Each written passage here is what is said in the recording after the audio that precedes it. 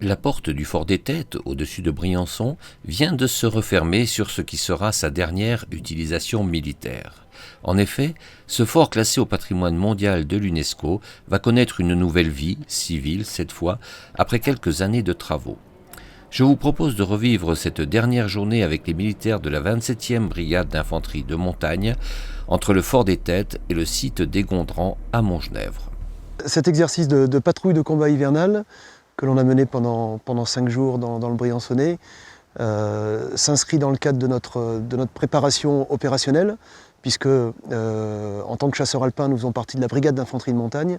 Et la brigade d'infanterie de montagne, elle, son but, c'est d'être capable de maîtriser le milieu montagneux et le milieu des températures extrêmes, notamment grand froid.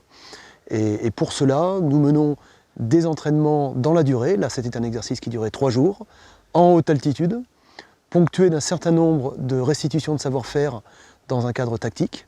Donc les hommes, les sections qui étaient engagées, environ à peu près 500 personnes, pendant ces 3 jours, devaient se déplacer, stationner, c'est-à-dire passer des nuits sous igloo ou dans les abris jurassiens, tout en restant dans une ambiance tactique, c'est-à-dire monter la garde, patrouiller, réagir à un certain nombre d'incidents, des incidents très très larges, qui nécessitaient de faire des franchissements, de gravir des sommets par des couloirs, de pouvoir redescendre à ski ou en rappel, pour justement maîtriser le mieux possible les savoir-faire de la vie et du combat en montagne. L'armée de terre française dispose donc d'une brigade d'infanterie de montagne, composée d'environ 7000 hommes, qui possède une capacité assez différente des autres. En plus des autres brigades, c'est sa capacité à s'engager en montagne.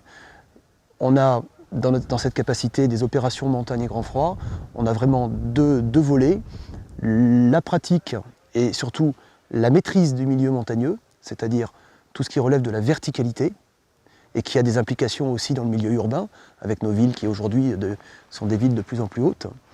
Donc la maîtrise de la verticalité, à la montée et puis à la descente, et puis la maîtrise aussi du grand froid. Alors ce que j'appelle le grand froid, c'est du moins 20 ou du moins 15 à moins 40 degrés, et dans une époque que l'on connaît aujourd'hui où, avec le réchauffement, un certain nombre de nouvelles routes s'ouvrent, la maîtrise des milieux polaires et grand froid devient importante. Et c'est bien le travail de la brigade d'infanterie de montagne qui se trouve donc dans les Alpes, puisqu'on vit là où on s'entraîne, que de réussir à pouvoir, pour le service de la France, maîtriser ces environnements pour pouvoir accomplir des missions, protéger nos intérêts, voire protéger les populations quand c'est nécessaire. Les prochaines missions de ces chasseurs alpins vont les conduire en opérations extérieures, notamment en Afrique, où ils seront confrontés à des conditions climatiques n'ayant rien à voir avec le grand froid de la haute montagne. Le grand froid a beaucoup de vertus. En fait, le grand froid, c'est une culture d'organisation, une culture de préparation intellectuelle, une culture de préparation physique, une culture de préparation matérielle. Et quand vous êtes bon, quand vous maîtrisez le grand froid, vous transposez très très facilement cette culture intellectuelle de préparation, matérielle et physique aussi, dans les domaines de température extrême. Et quand on est au Mali, quand on est par des températures qui font 40 ou 50 degrés positives, si je puis dire, eh bien notre culture de la préservation des hommes, de la préparation, nous sert pour pouvoir justement préserver nos hommes dans ces températures qui sont des températures extrêmes elles aussi.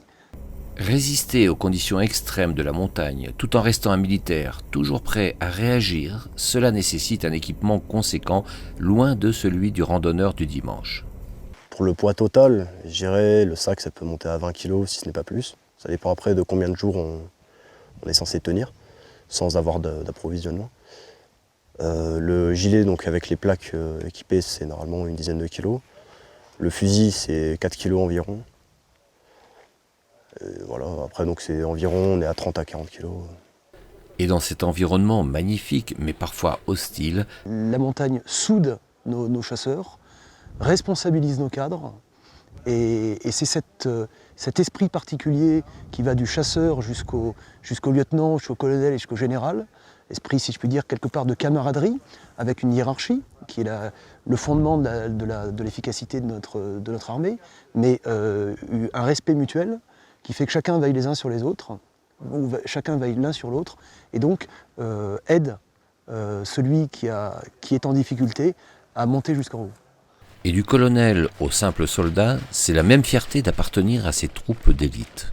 Donc oui, quand on est chasseur alpin, il y a une sorte de fierté de l'image que ça représente par rapport aux autres. Retour sur cette dernière journée de patrouille hivernale de la 27e brigade d'infanterie de montagne, avec une montée vers les Gondrans à Montgenèvre, où était installé un atelier de tir. Un atelier dirigé par le capitaine Éric. Ce milieu est très particulier, va avoir une incidence particulière sur le tir.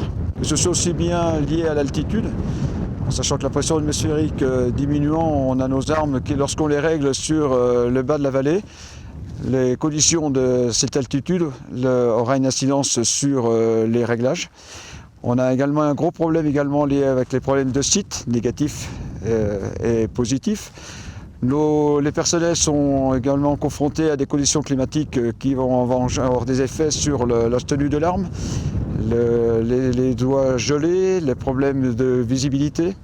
Il y a un autre également phénomène qui va jouer énormément sur le tir, c'est l'action du soleil et tout ce phénomène de luminosité lié au terrain. En fonction de l'orientation du soleil, ça va avoir des incidences sur l'éclairage des objectifs, mais également sur les armes. Et ça complique énormément le tir par rapport à ce qu'on peut rencontrer lorsqu'on est en fond de vallée. Le tir est beaucoup plus compliqué. Et effectivement, ça impose aux tireurs beaucoup plus d'attention, d'avoir une concentration plus importante. Et effectivement, c'est un tir qui est effectivement beaucoup plus compliqué. D'où l'importance de venir régulièrement sur ces champs de tir de circonstances en montagne, qui sont pour nous qui sont d'une grande importance. Il faut impérativement qu'on garde cet espace d'entraînement dans ce milieu, parce que si on ne vient pas s'entraîner dans ce milieu-là, jamais nos soldats de montagne ne seront aptes au tir dans ce compartiment de terrain. Ces sites en montagne complètent les champs de tir en plaine, eux aussi importants car les chasseurs alpins peuvent avoir des missions très diverses en ville comme en haute montagne. On a des champs de tir qui sont de garnison, qui nous permettent, des camps d'entraînement qui nous permettent de travailler des fondamentaux du tir, que ce soit le chasseur alpin qui soit sur Sentinelle, une mission à Paris, ou qu'il se trouve en Kapisa en Afghanistan. Mais vous allez avoir le même chasseur, le même soldat qui va être confronté à deux terrains complètement différents. À quelques centaines de mètres de l'atelier tir, les militaires participent à un exercice de recherche de victimes en avalanche. Nous arrivons au moment du débriefing. Je resitue un petit peu le scénario, hein. Vous êtes en déplacement. Il y a un binôme qui est un petit peu à la trace, un petit peu devant, qui se fait prendre dans une plaque. Donc vous les voyez partir. Donc là, déjà, il n'y a pas à compter, etc. hein. Vous savez qu'il y a 2 victimes. Donc là, c'est assez simple et on perd déjà pas de temps à se recompter ou autre. Donc ensuite, le lieutenant, il avance un petit peu dans la zone, il regarde. Et une fois qu'on s'est occupé des indices de surface, donc une petite équipe qui va sur le gars qui a le genou, la jambe, enfin qui souffre d'une jambe. Mais bien se mettre dans la tête que c'est pas lui la priorité, on est bien d'accord hein. La priorité, c'est le gars qui est sous la neige.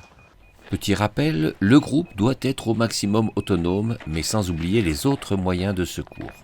Quand vous avez une victime qui est ensevelie avec une météo comme ça, tout de suite on déclenche le PG. D'accord ? Tout de suite. Dès qu'il y a une personne ensevelie, on n'attend pas un bilan, etc., etc. Il fait beau, l'hélico il est à Briançon, boum, on déclenche tout de suite. Le médecin a bien sûr lui aussi quelques conseils à donner.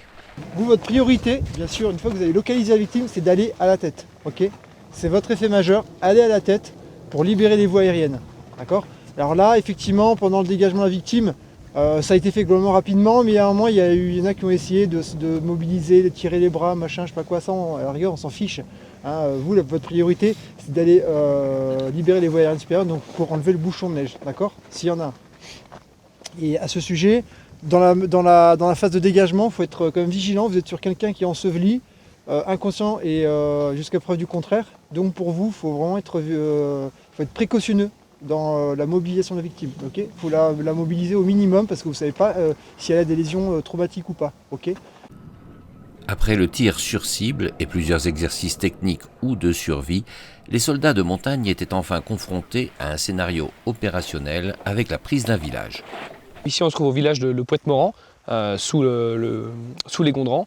Donc actuellement il y a une section qui se trouve environ 300 mètres de dénivelé en amont de notre position, qui a un visuel sur le village, qui renseigne et qui va avoir pour mission de s'emparer de ce village et détruire une antenne transmission qui s'y trouve afin de reprendre la position, de contrôle de la position à l'ennemi.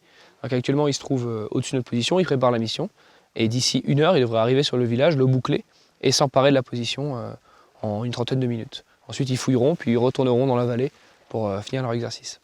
C'est un exercice qui synthétise les savoir-faire, donc s'emparer d'une position, avoir son propre appui, sa couverture, une réserve, gérer un blessé, gérer un prisonnier, fouiller une position. Voilà, ils voient plein de savoir-faire, guider un hélicoptère, donc des hélicoptères qui vont arriver, soit pour les récupérer, soit pour leur fournir de l'appui aérien, de l'appui feu, de l'appui renseignement. Donc voilà, ils vont avoir une synthèse de tous les savoir-faire qu'ils doivent connaître.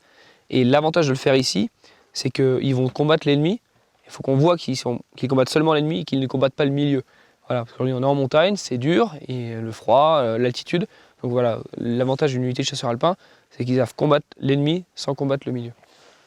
Alors ça nous apporte, nous, un effet de surprise, parce qu'on arrive par un endroit qui ne serait pas forcément accessible par une unité normale, donc des endroits escarpés qui nécessitent du matériel et des savoir-faire techniques, et des savoir-faire aussi tactiques, d'utiliser le terrain au mieux.